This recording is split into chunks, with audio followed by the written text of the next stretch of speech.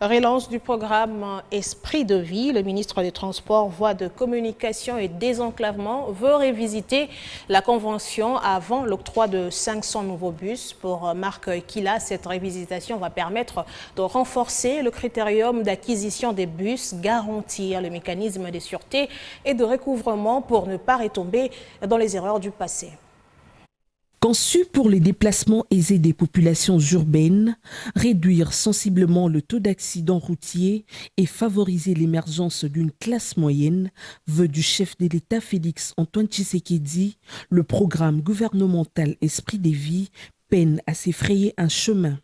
Aucune attestation de solde délivrée sur les 649 bus remis aux acquéreurs depuis 2014 et de nombreux bus hors d'usage, faute d'entretien efficace.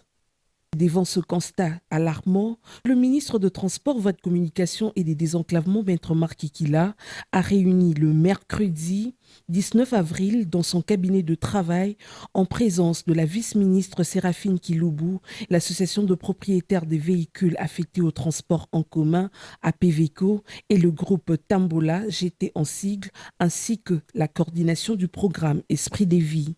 Objectif, donner un nouvel élan à ce programme avant l'octroi de 500 nouveaux bus attendus. Pour le ministre Marc Kila, il faut révisiter cette convention, renforcer le critérium d'acquisition de bus, garantir le mécanisme de sûreté et de recouvrement pour ne pas retomber dans les erreurs du passé.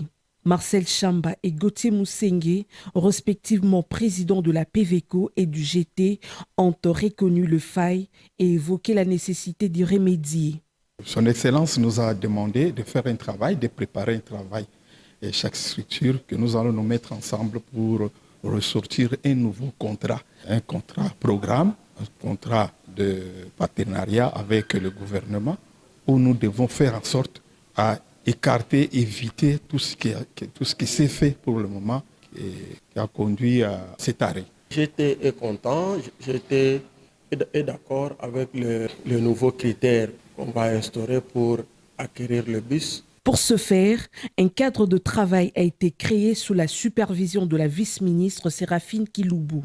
À partir du 28 avril prochain et pendant 7 jours, les associations de acquéreurs, le cabinet du ministre, le concessionnaire des bus vont discuter de grandes réformes à implémenter, notamment l'extension du programme Esprit des vies dans d'autres grandes villes du pays.